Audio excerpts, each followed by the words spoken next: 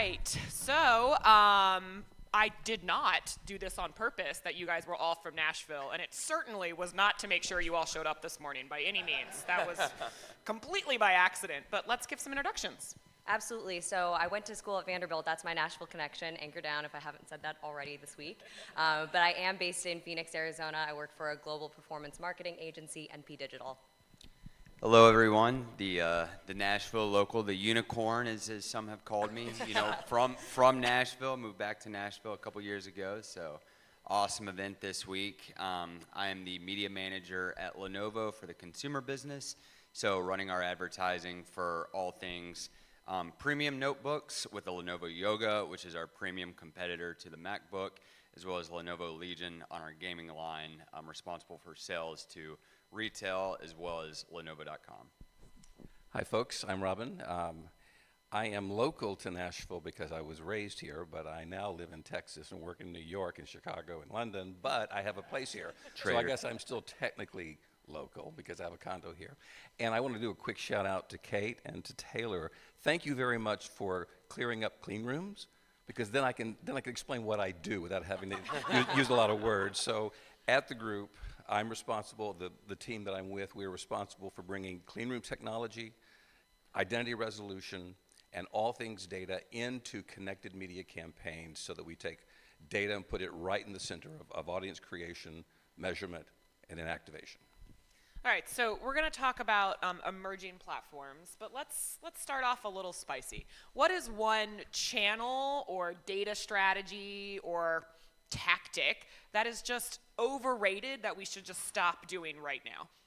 Well, I wouldn't say we should stop doing it entirely, but I definitely feel that an over-reliance on last-click attribution is harming the industry overall. It's very easy to put your additional dollars, incremental value into what's working from a last-click perspective, but if you're not actively growing your brand, you're just going to reach a point of diminishing returns. And well, I hope I don't get in trouble for saying this. We're being recorded, but I really scrutinize retail media. You know, at a company like Lenovo, we have a lot of existing, sales and business relationships with retailers.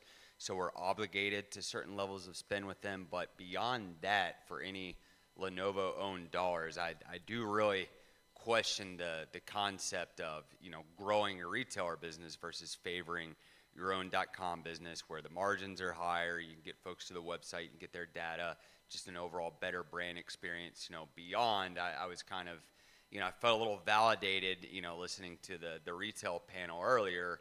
So beyond just the business priority of getting folks to Lenovo.com over retailers, just also understanding that it's still, frankly, I feel like lately I just haven't really heard a lot of positives about retail media. It's just always, concerns and black boxes, so that's definitely an area that I think we can continue to scrutinize as an industry. Oh, wow. Well, since we use all of those channels, I have to be very politically correct here. So I would say, because I'm not a buyer or a planner, I am a data guy, and I'm an audience guy, I would say the most overused channel is the one that doesn't work, right? So some people talk about social being overbought. Some people talk about some of the walled gardens are a bit oversaturated. But I would just say, for any kind of budget, put your best audiences in front of those channels where they're being most responsive. So let's go on the other side of the spectrum, Jen, right? What are you guys excited about to test that you maybe even haven't or you have currently tested in market right now? This is kind of a little softball, but I'm excited for Reddit. We've just introduced Reddit to our social plan. I'm really bought into Reddit being more and more part of the consumer purchase journey, especially for our industry, premium consumer electronics. I forget the statistics off the top of my head, but the amount of people that are beginning their research journey with looking in, best gaming laptops, Reddit, on Google to get to the right Google results. So I think that's a very, critical platform to have an advertising platform or presence on. So definitely excited to expand there a little bit. Yeah, and I'll just bounce off of that really quickly.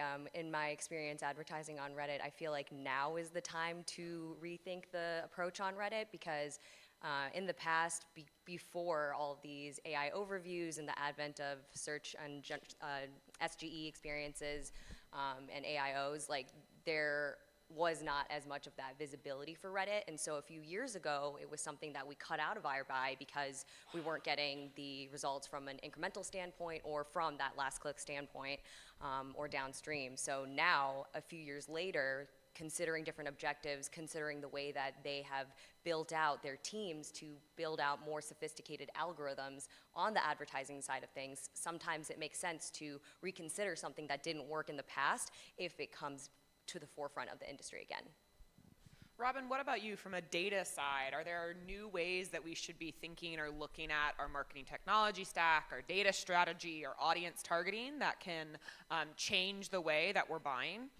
I think so, and it's just looking back over the last 2 days, there was a common thread that I heard, and I took a lot of notes, but starting with Haley and saying that you craft your campaigns around an audience, not based on the siloed channel. Or Scott, we were talking at dinner about how you guys had a great campaign, but you started, even without even saying it, you started with knowing the audience, right?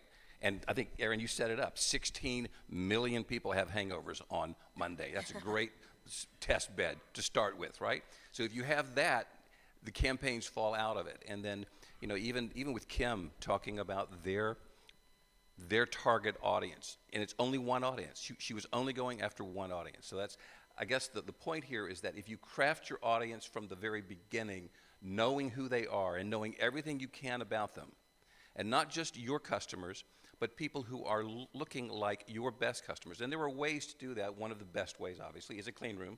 Taylor, thank you again.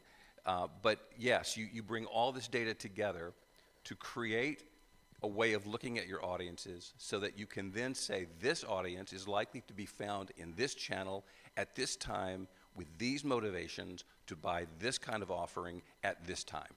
Yeah, I think that's so important, Robin, especially when you consider the audience research up front to find and pinpoint those channels. And answering your question more directly, Erin, even though we have our primary audience locked and loaded, we know who they are, we're starting to consider more a different definition of influencer. It's people who could be assisting in those conversations that are happening offline that contribute to that path to the conversion point. So right now, we have our primary male 18 to 24 demographic for my education client, but we're thinking about the parents of these high school students as well. And there's, I'm sure there's tons of parents in this room with us. There's the app Life 360 that is developing their advertising solutions that we are trying to pilot and investigate more into that. So I'm really excited because it's something that we've kind of had as a secondary priority for our audiences, but we're starting to build that more in this upcoming fiscal year for our clients to evaluate where the parents are spending time and how they're consuming media, not just the target prospective student. Yeah, and I'll just ditto that as well. Is that when you're able to leverage, and we use clean rooms for that as well. But when you're able to get that predetermined, audience consumption and know exactly where they are, especially if you're trying to get buy-in on a new activation or a new tactic, that just makes the buy-in so much easier when you're able to share that data as well. So I think that's going to be a really powerful tool. So when you're looking at the audiences, how are you guys determining that they're actually incremental versus just reaching the same customers over and over again and then oversaturating them? So this is not an academic question for me this week. Part of the afternoons, instead of me doing activities, I've been back-to-back calls, and we have a very, very loud client, and we put and they're a very, very large client of ours globally, and we put a very important case in front of them, business case in front of them. I'm not going to divulge too much, but we said we would deliver this much incremental revenue to you and put this much at risk in order to do that. In other words, we don't get paid unless that happens. And so this week I've been working with our teams internally to try and explain to them what that means, right? What does it mean to be incremental? And what does it mean to be not BAU? So this has to be on top of what they would have done anyway, and it has to be attributable to the technology that we are investing to make it happen. And it's a very specific, very precise approach that you have to use to know that I'm creating these audiences with this technology, and we're going to put it out here to make sure that what we're getting is incremental, because we have a holdout group over here using your way of doing it, and we're going to show you the difference. And we're going to gradually phase in more and more of the campaigns using the technology. That's how we're doing it. And I mean, sometimes in brand awareness, it's a little bit more an art than a science. And so, you know, tactically, we're doing some of the, you know, low-hanging fruits, like uploading, you know, current customers as exclusion lists, just to make sure that we're not retargeting the same folks if we're trying to build awareness to net new users. But I also think it starts at our targeting strategy and our channel selection. And so for gaming, for example, you know, of course we have inventory on some of those, you know, very endemic gaming platforms where we know PC gamers are for sure, like a Twitch, and, you know, we're starting to explore Discord a little bit more.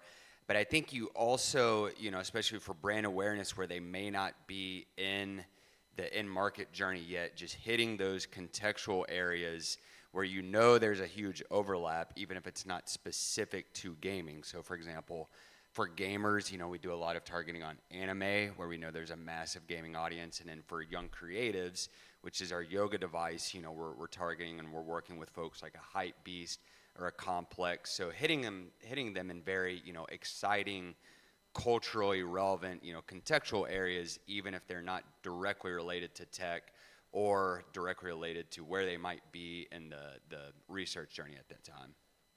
Yeah, I'm glad you mentioned holdout tests, Robin. That's something that we're always conducting with our clients agency-wide. And overall, I feel like if you have that robust partnership from the agency perspective with your brand, to be able to evaluate their data and figure out if they have the new or returning customer flag on the back end and all the other technical parts that I'm not directly involved in, but being able to have that conversation on the data that you need to measure against the baseline, to measure against the BAU, starts with that really robust upfront framing, testing framework to be able to make sure you're measuring against something very clearly outlined and defined.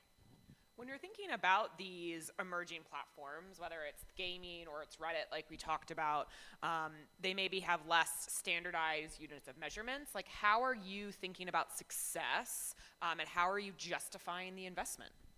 Yeah, I mean, just as I mentioned, in terms of setting up that testing framework, we want to evaluate what is the end goal and objective here and commit ourselves to understanding that this is a testing period and there's uncertainty to that. So if we measure it against our MMM or our MTA and then kind of look at the various different data sources, I know yesterday it was called the trifecta of measurement in Ash's presentation, I think that all data is available, but not all that data is created equally. You have to ask specific questions and see which sources are filling those gaps, and then being able to cover the blind spots in certain areas.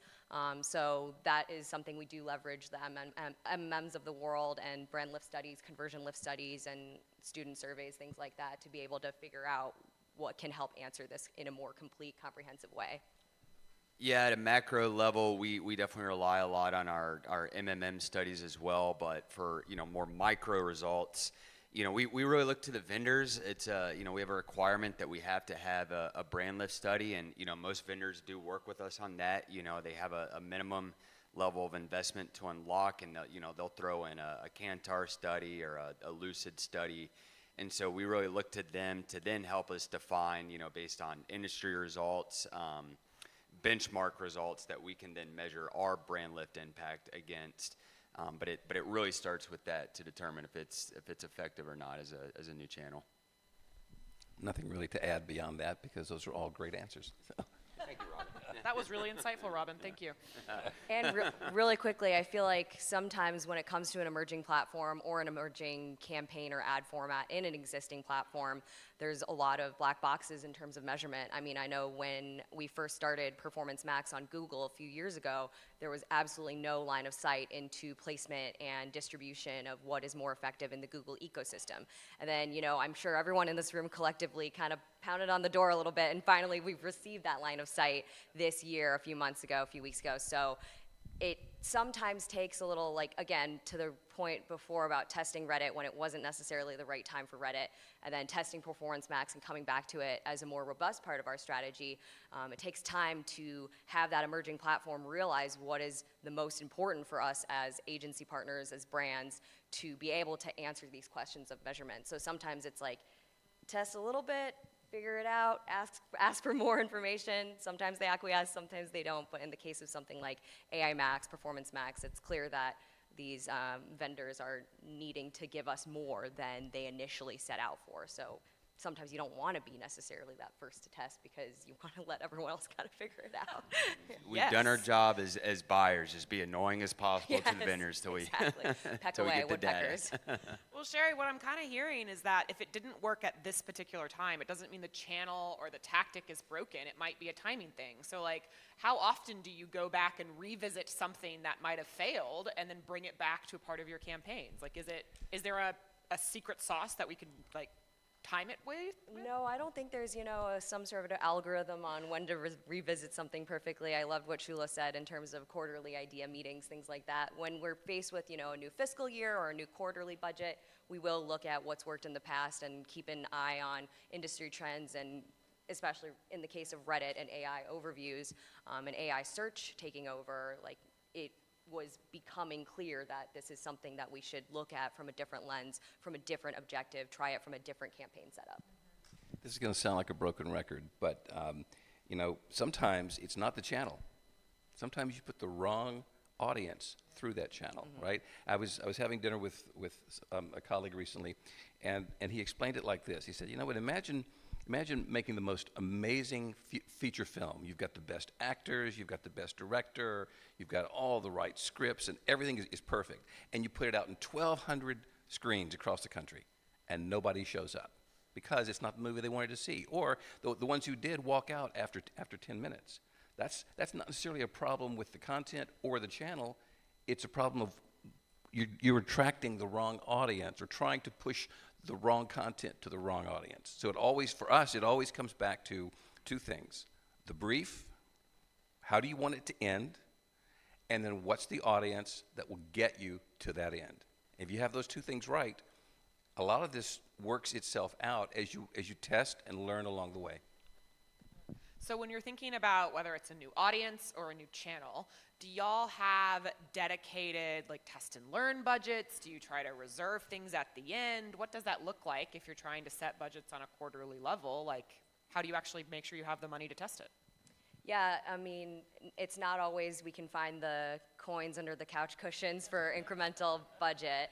So sometimes we'll look at it from the perspective of, if we are bringing on this platform, such as something like in the gaming sphere, like Twitch versus Venetus versus Activision Blizzard, is there something there where we can take from the existing relevant, one-to-one tests that we're trying to prove out and then kind of redistribute that in a holdout setting?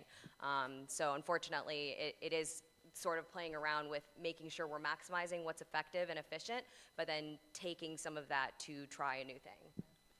Yeah, I have a pretty similar answer.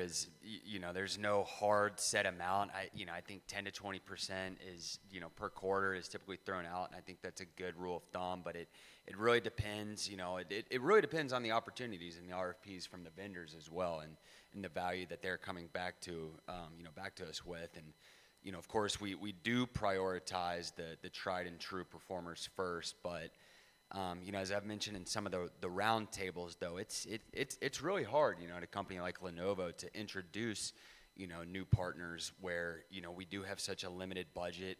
And for our existing partners, we've got these long-standing joint business partnerships where, we unlock higher value based on, the more dollars that we spend there.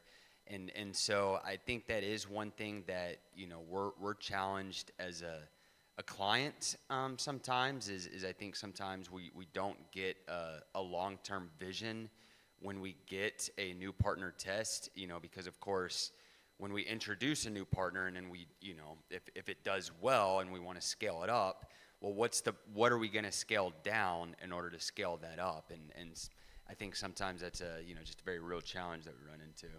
There's also, there's a concept in investing called exit strategies, and I think it's important to do the very same thing in test budgets, right? Know when it's not working and don't be afraid to pull the trigger, but give it time, right? So sometimes these campaigns don't produce results overnight or next week. Sometimes you have to let it work its way through, but then at some point, don't be afraid to say, enough is enough.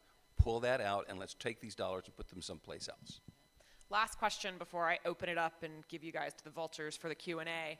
I'm going to give you each $100K, but you have to invest it in something you've never done before.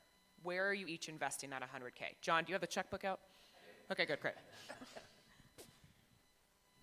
I have traditionally worked with advertisers who have, creative in-house agency or creative produced in-house or with a creative agency, but I've never had the opportunity to create like a custom game, a custom, not just like the video, rewarded video that you play afterwards, but an actual branded game where you can interact with.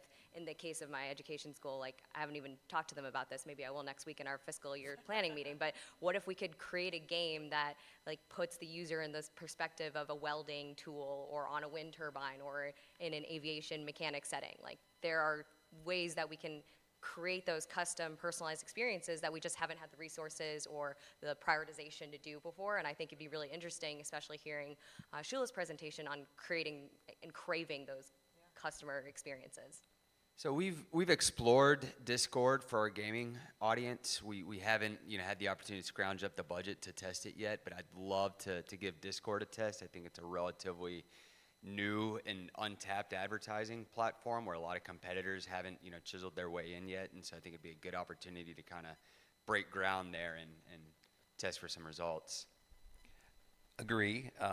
Gaming is great.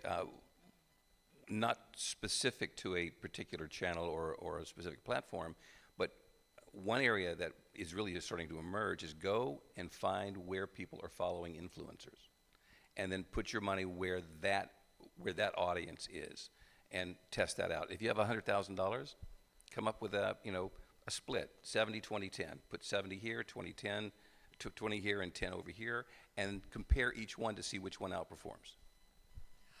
Questions from the audience? This is it, guys. This is your final opportunity. All right, we got one. All right, tell us who you are. Awesome. Thanks so much for the panel. Matt Isaiah, EchoStar, Dish, Sling, Boost Mobile, Hughes. Robin, question for you. Publicis, relative to going back to incremental value, what's your, and it's not one size fits all, of course, but general framework relative to incremental value, CTV, interactive units, to the data side of the house with Epsilon, outcomes is a new theme with Prospect, et cetera. So how are you managing the test and learn framework to sort of set up incremental success? Well, I mean, I wish I could say there was a magic secret formula, and there's not. It all goes back to what I said earlier. It starts with the brief. What are we trying to incrementalize? What are we trying to measure? What are the outcomes? How do you get the best audience to make those outcomes happen? So from there, you then start looking at where certain signals in the data tell you this audience will likely respond here because we know where they are viewing and we know how they're spending and we know what motivates them. So put your money in those areas, and that will likely drive whatever the incrementality you're trying to achieve, whether it's net new customers or more share of wallet from existing customers. Carrie?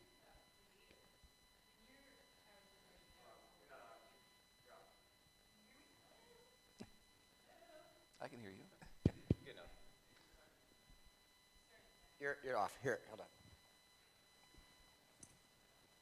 Hello. Even oh, the it. mics are tired. Like, It just took time. All we it just need- took you all we need walking is all the way music, over here, you know?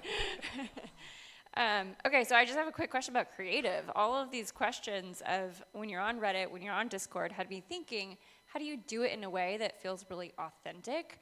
Can you just use the same creative that you've been using in the other channels on these emerging platforms?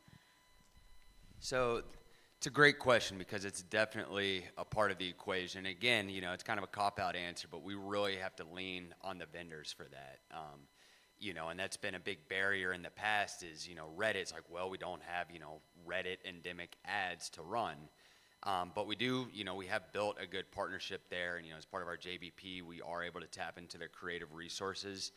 But that's definitely, you know, a requirement, you know, I wouldn't test there if we didn't have those creative resources to be able to take our existing assets and then they kind of redify them, you know, and put a little tweak on them to make them compatible for that platform.